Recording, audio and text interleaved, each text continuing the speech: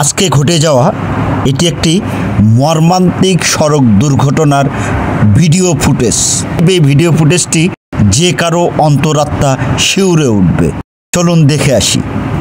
ফুটেজটি পর্যালোচনা করলে দেখা যায় যে একটি পিকআপ বালু ভর্তি, সম্ভবত এটি প্রচণ্ড বেগে গতিতে ছুটে এসে সরাসরি আঘাত হানে।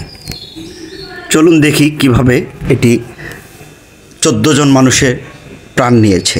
দেখতে পাচ্ছেন হলুদ রঙের এই পিকআপটি প্রচণ্ড গতিতে সামনের সমস্ত যানবাহনকে উপেক্ষিত করে তার উপর দিয়ে চলে যায়।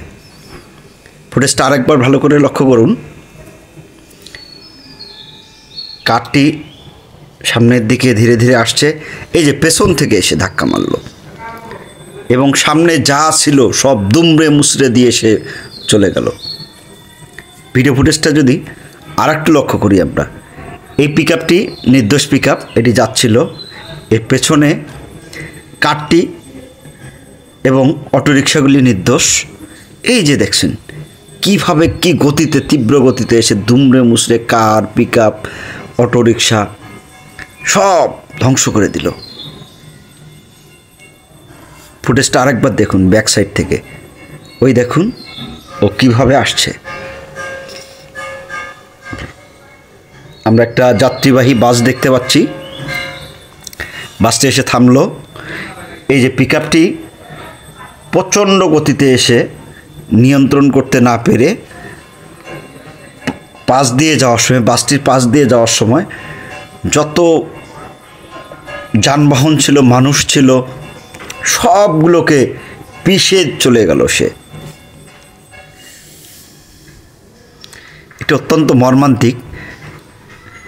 তাৎক্ষণিকভাবে 14 জন মানুষ প্রাণ হারিয়েছে এবং বহু মানুষ আহত হয়ে হাসপাতালে ভর্তি আছে। দেখুন দেখুন কীভাবে, কি তীব্র গতিতে সে এসে আঘাত হানছে। আমাদের দেশের প্রতিটি শহরেই এইরকম বেপরোয়া গতির এই পিকআপগুলো প্রচণ্ড কঠোরভাবে নিয়ন্ত্রণ করা দরকার। এদের কারণে অঘরে, দেখুন অঘরে প্রাণ হারাচ্ছে হাজার হাজার মানুষ প্রতিদিন।